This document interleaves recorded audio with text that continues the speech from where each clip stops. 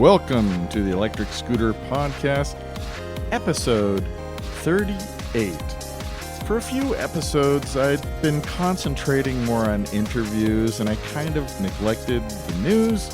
So, last episode and this episode, I'm refocusing a little more on scooter news. If you remember from last episode, which would be episode 37. See how I did that? Calculation in my mind. Didn't use a calculator or anything. Just winging it off the top of my head. 38 minus 1, 37. We talked about Ashton Kutcher and Sam Smith. The Sam Smith was maybe slightly off topic, but he's a scooter head, and he rides the Xiaomi 365. Not my favorite scooter, but a favorite among scooter heads all over the planet and affordable. Ashton Kutcher, on the other hand, actor and venture capitalist, is very invested in Bird. And in the United States, Bird was in the news. For those of you who don't know, Bird is one of the large corporations that rents scooters. So what we're going to do this episode, among other things, is listen to a broadcast. I believe it was CBS News. I'll get back later in the podcast to confirm that, about scooters.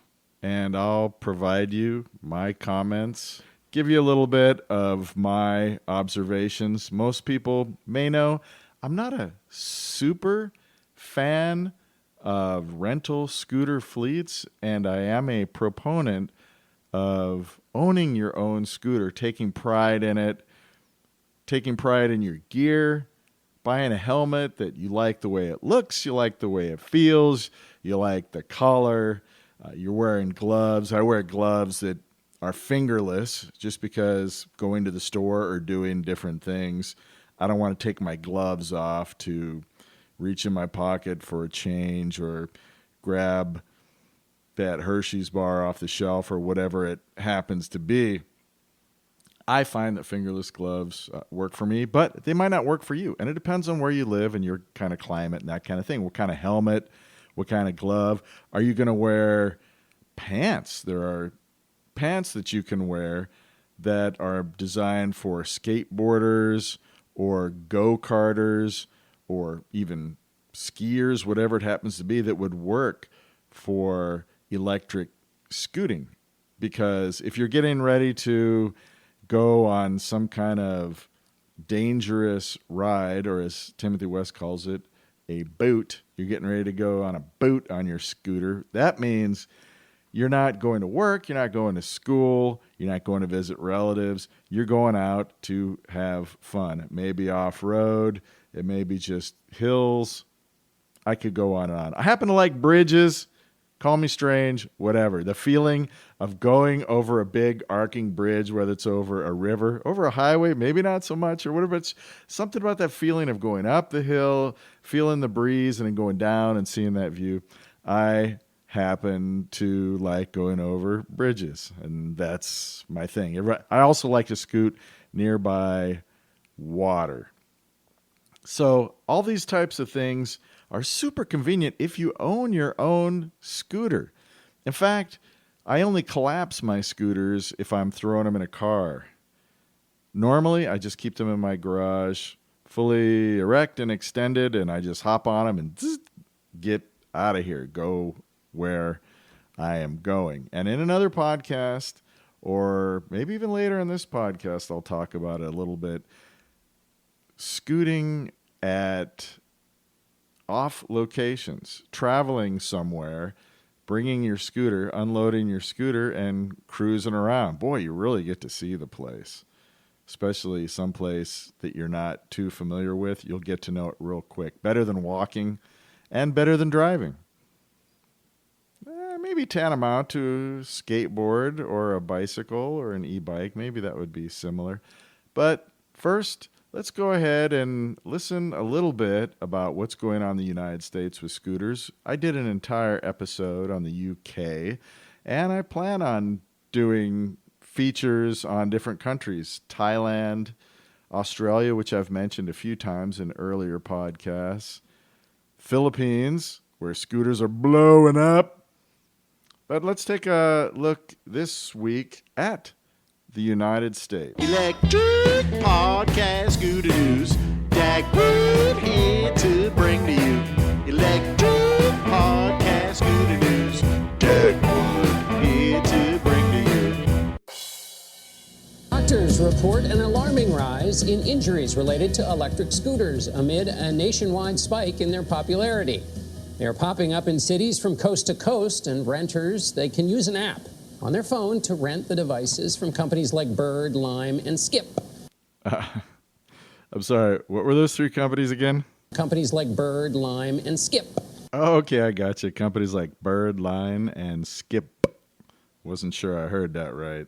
But as Maria Villarreal shows us, the increase in ridership is leading to a rise in emergency room visits. The brakes were completely gone. Lisa Beardsley says she suffered torn ligaments and a hairline fracture in her arm. Beardsley? Hairline? Am I the only one who picks up on this stuff? When she was forced to jump off what she says was a malfunctioning Bird scooter about 2 months ago.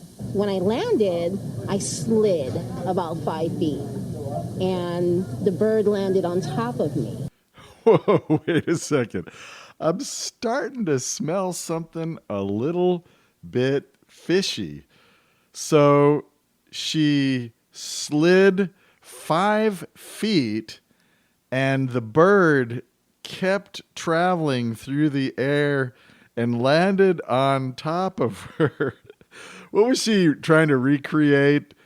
Evel Knievel's jump over the Snake River or the fountain in Las Vegas? Really? What kind of speed was this lady going? And she said the brakes were faulty.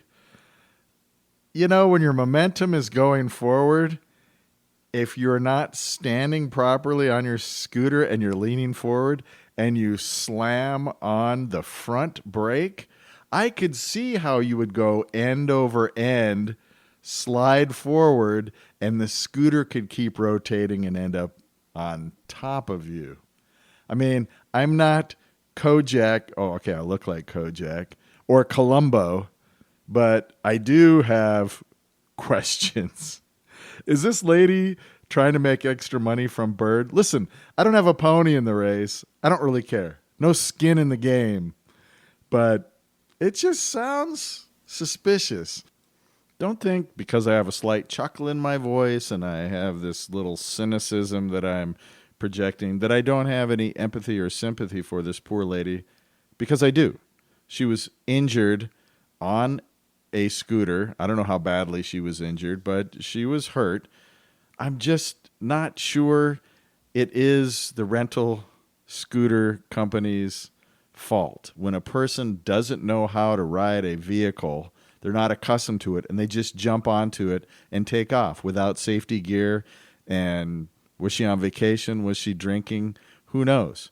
The other part to me that's interesting is if she leapt off and slid 5 feet, well, that scooter, how's it going to land on top of her? Because it's going to keep continuing onward at a higher rate of speed than your body is going to continue to go once you leap off of that scooter.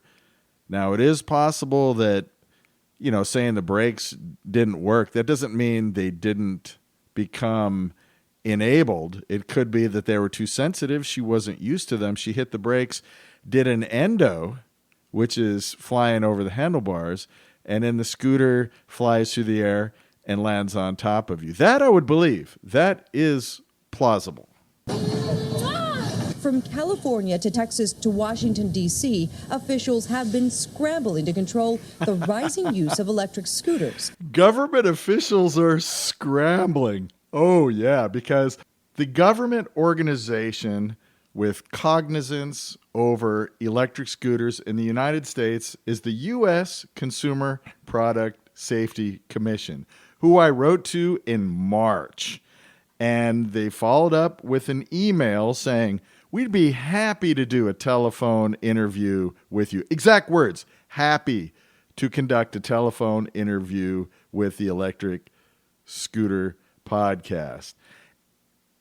I kept sending emails reminding them of this through, that was March, April, May, June, and July. I finally sent something saying, have you guys just given up? Are you just not going to do this? Well, I didn't say that. I'm paraphrasing.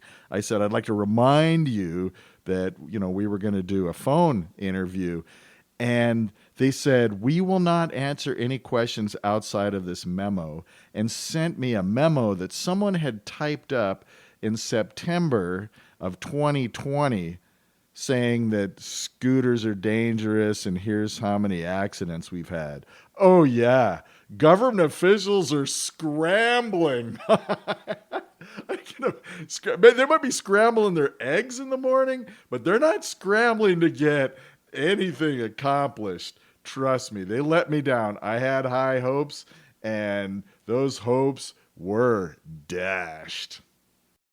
And now doctors say they're seeing an uptick in injuries. I think part of it is inexperience. People are not used to riding these. Thank you. Now, here's a guy who went to school a minimum of 7 years, right? I don't know what it is in other countries, and got a medical degree.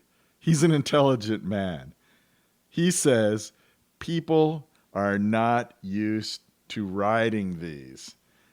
Why is that? Well, maybe because they were on vacation, walking down the street. It was kind of hot or had a sore toe or something, and thought, hey, man, instead of getting a taxi, let's just jump on one of these scooters and go down the road to where we're going. We'll feel the breeze a little bit, and hey, we've had a few drinks. Sounds like fun. Yeah, of course they're going to get hurt. Do they understand that when you brake, you want to lean backwards? Do they understand that they should be wearing footwear that covers your ankle? Are there helmets available to them? Do they know they can't go cruising down the road like this lady we heard from earlier and slam on the front brake while leaning forward and then say there's something wrong with the scooter? Hey, I'm not discounting that there was something wrong or wasn't something wrong with the brake. Who knows? It's just the way she described her accident. It doesn't sound like a brake not working. It sounds like a brake that worked a lot stronger than she had anticipated, and she did what we call an endo. So here's a man with common sense saying these accidents are caused by people that are inexperienced. People who own scooters and ride scooters regularly and enjoy them are not inexperienced. You, scooterhead listening audience, are not the problem. And you are not facing the same risks as these people we're hearing from in this news program. This urgent care facility in Santa Monica, California, has treated hundreds of scooter injuries. If I see only one a day, that's kind of the norm. If I don't see one on a day, I'm really surprised. UCLA's medical center in Santa Monica started counting scooter injuries in July. There were 60 that month, and they estimate 75 in August. Everything from wrist and leg fractures to major head injuries. The crucial factor in this equation, to me, is what percentage of people being admitted for scooter-related injuries to emergency rooms are owners, and what percentage are people who are renting scooters and or don't have experience riding scooters. If you were to listen to this, you'd have the impression that, wow, scooters are dangerous. I mean, like anything to a certain degree is dangerous. You don't stick your fingers in a blender, blah, blah, blah. The thing is, if you are experienced, know how to ride, things still could happen, but it is not the same as somebody unfamiliar with a scooter jumping on a scooter and just taking off. No helmet, possibly inebriated, not knowing about the physics. even for me as an experienced motorcycle rider, I mention this a lot. And it was in the document that was sent to me by the Consumer Product Safety Commission that you cannot let go of the handlebar of your scooter like you can on a motorcycle. You just can't do it. You can get away with it briefly a couple times, but don't go checking your phone as you're riding your scooter. It's just one of those things that is not necessarily intuitive. Keep both hands on the handlebars of your scooter. When you come to a stop, especially if you've been going fast, lean to the rear and remember that 80% of stopping power comes from your front tire, but make sure you're hitting your rear tire at the same time if you are going in a straight line. If you're in a turn, you want to put more emphasis on your rear brake than your front brake so you don't lock up and go down. Beardsley says her injuries from the faulty brakes might require surgery. She's planning to file a lawsuit. A lawsuit. There it is. Nailed it. Did you complain to Bird? Yes, I did. All I got was an apology. Hope you're okay. That was it. And clearly you're not. No. Bird says it does daily safety inspections and has a fleet of what the company calls bird watchers. So the bird watchers go around every day and they scan every single bird, determining is it in a good safety state or not. If it's not, they'll take it off the road. Safety is our top priority. We're obsessed about safety. Well, that's what people want to hear. I don't think you're obsessed about safety or you're misusing the word obsessed. I think you are deeply concerned with safety in so much as if people keep riding your product and getting hurt, that is going to put a dent not only in people's heads, but in your bottom line. But it's not just riders getting hurt. It was like I was walking down the pier and I got hit by a motor vehicle. Dancing Dave Peterson is a street performer. Dancing Dave Peterson. I'm dancing Dave Peterson. I'm dancing in the street.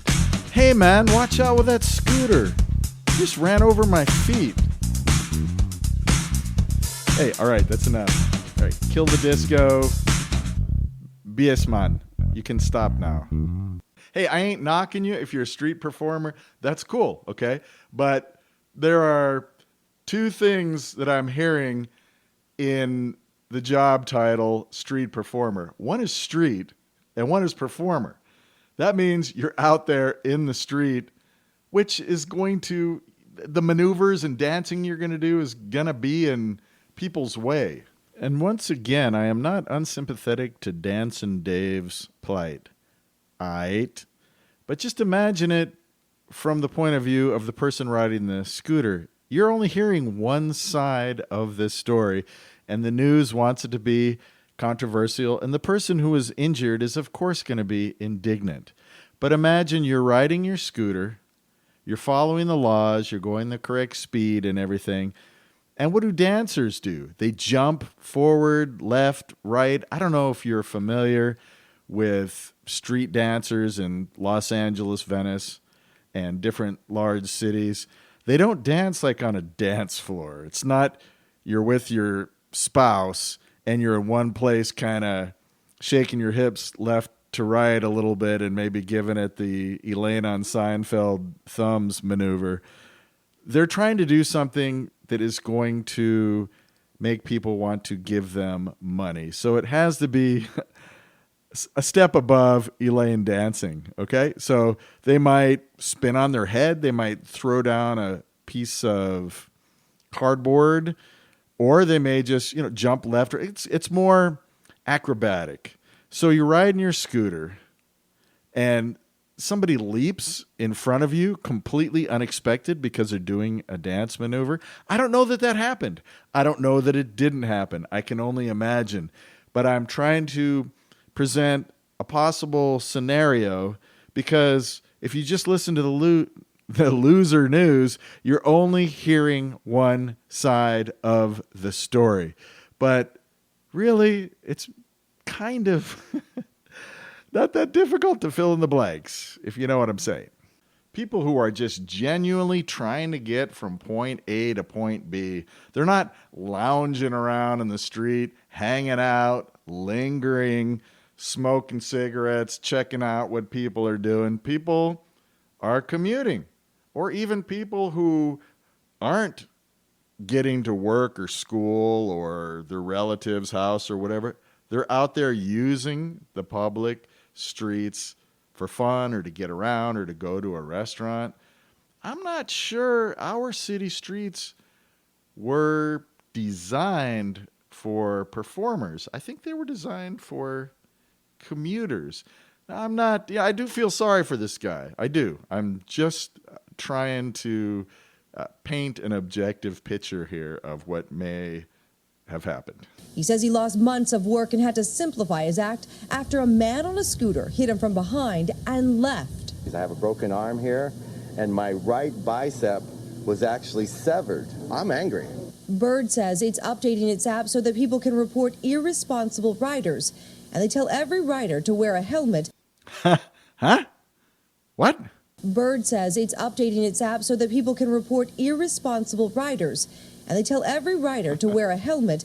So they've created an app where you can be a stool pigeon and report other scooter riders if you see them doing something that you deem as unsafe. Well, snitches get stitches and end up in ditches. And what I mean by that is the potential is there to cause friction. If there's any of you potential Charles Mansons out there thinking I'm sending subliminal messages that if people ride scooters wrong, you should harm them, no, let me make it clear. I am not saying that. I'm not Paul McCartney. I'm not in the Beatles. You're not Charles Manson. But if you work for HBO, hey, a movie where there's an app for people to complain about the way people ride scooters and someone finds out and wants to get revenge, if we could get, let's see, who would be good in that? Keanu Reeves, yeah, would be the scooter rider for sure. And then they're telling folks, you have to wear a helmet. That's great, as a corporation to say that because, you're on vacation, you're in Florida, you're in Southern California from Hopping Toad, Iowa, and of course you got your helmet with you, right? You're going out bar hopping. You're in Austin, Texas. You're going to see the fabulous Thunderbirds playing at the Continental Club. You're going to bring your helmet, right? So you just pop that helmet on your head and jump on your scooter and go to town. Have a few drinks, enjoy yourself, have a good time. Oh boy, that's interesting. But if I were the head of a corporation like Bird, that's something I would say.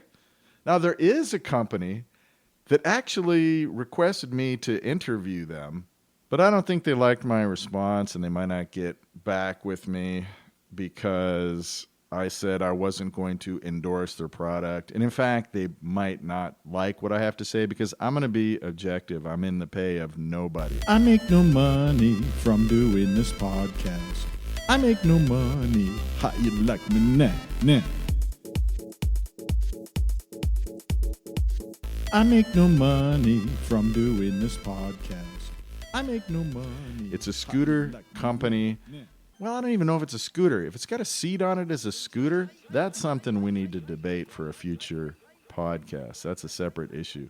But it's got a little seat on it, and you rent it by the month, and it comes with a helmet under the seat. The seat is designed to hold the helmet. So it's kind of like combining these rental scooter companies with ownership. I do like the idea. When I answered them back, I said, listen, I do like the principle. I like the idea.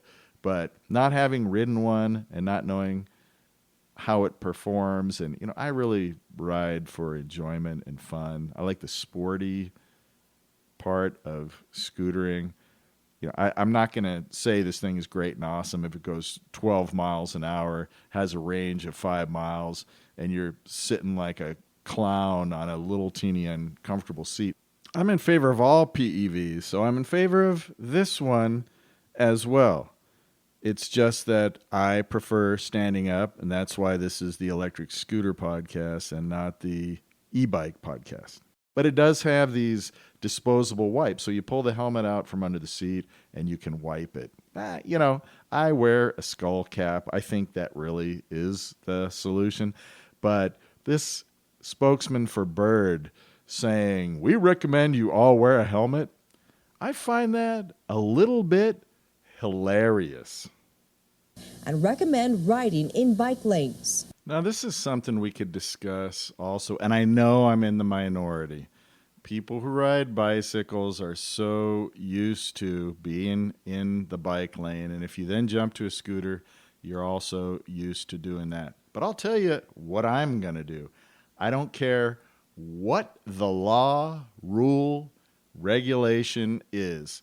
If it's safer to me to get on the sidewalk, I'm going to get on the sidewalk. Sometimes I do a combination. Well, sometimes there isn't a bike lane, but even if there is a bike lane, where are you riding? You're riding in order to be in compliance with the law in the United States. I imagine it's the same in other countries.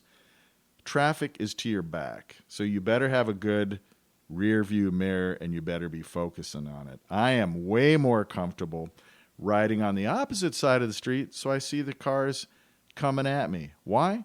Because people are idiots. I live in Las Vegas, and we have the highest number of drunk drivers. Well, I can't say compared to other states, but my insurance company, my car insurance company, says that my insurance bill is so high, not from anything I've ever done, but because we have such a high incidence of drunk drivers. But it's not even the drunk drivers I'm worried about. It's people that are staring at their telephones while they're driving. It is scary. So I would rather have them coming at me so I can see what they're doing rather than have them swerve and hit me. So that's point number one. Actually, is that point 1A? I don't remember, because I also did say I'm going to use the sidewalk. If it makes sense, I'm going to do whatever it takes to protect my melon, to protect my body. If I see that the sidewalk stretches on up for a good distance and there is not a soul on that sidewalk, I'll jump on the sidewalk. If the street has a bunch of broken glass in it and that kind of thing, the scooters that I ride, it's no big deal that even if somebody does jump on the sidewalk unexpectedly, I can hop off the curb. It's not going to hurt anything. Not me, not my scooter. It'll take it right in stride. So let's see what they have to say next as a solution. Doctors have said with the number of riders increasing, we've also seen the number of accidents increasing. What do you tell those doctors? It actually has been proven that there's safety in numbers. The more scooters that will ride in the bike lanes, the safer they are. So your solution is more bird riders? More bird riders, absolutely. Well, there's a shock, huh? You know, our company makes Twinkies. The solution to the problem is eat more Twinkies.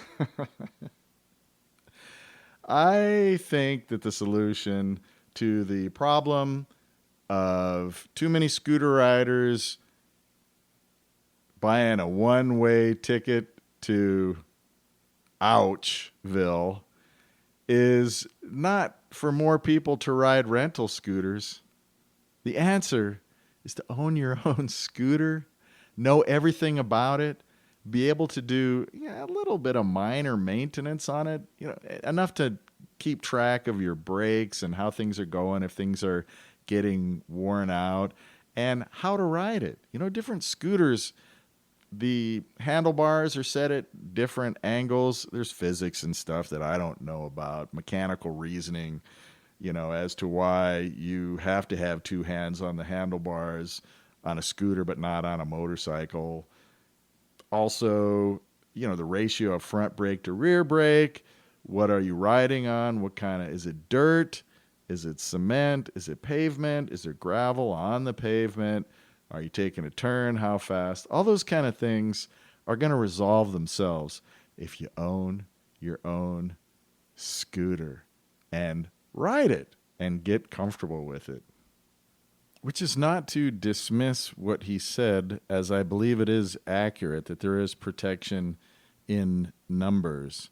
Motorcycle clubs will tell you that, and you've seen it borne out in reality, that if there's 100 guys and girls on motorcycles, they pretty much take over the road. Look at bicyclists in China.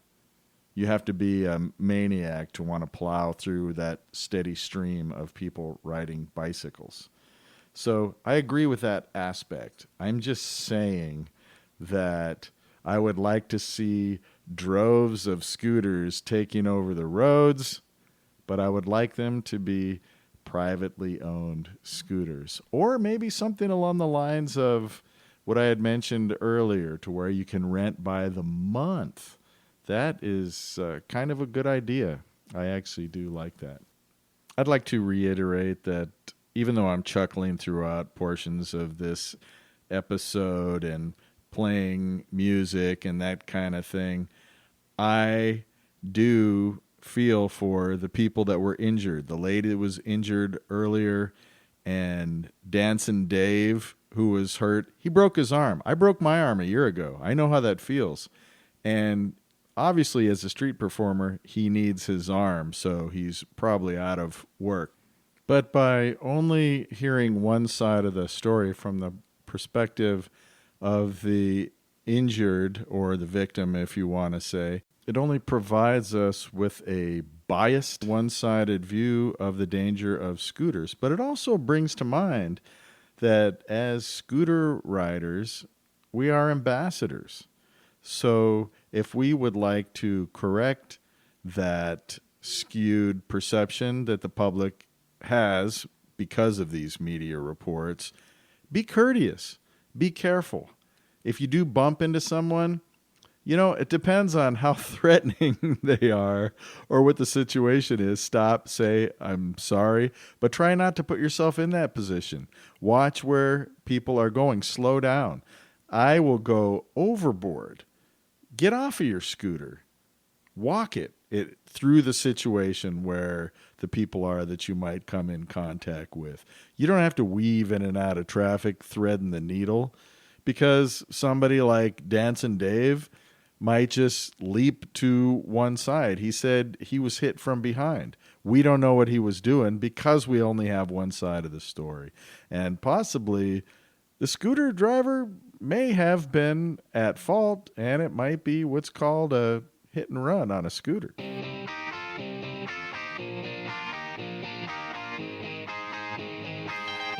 Well, we're getting close to the end of the episode, and I do want to mention that the news article interview that I was referring to earlier, it was CBS. So the reporter clearly said her name, and that was CBS. So give a little bit of credit there.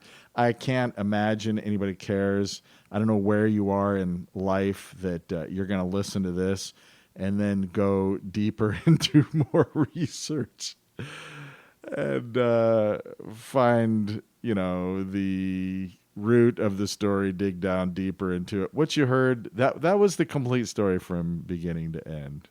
If I were you, I would trust your not-so-humble host, Dagwood Streets, on that statement. It's true. So don't waste your time. But it was CBS. Hope you enjoyed this episode. Until next time, keep the shiny side up and the dirty side down.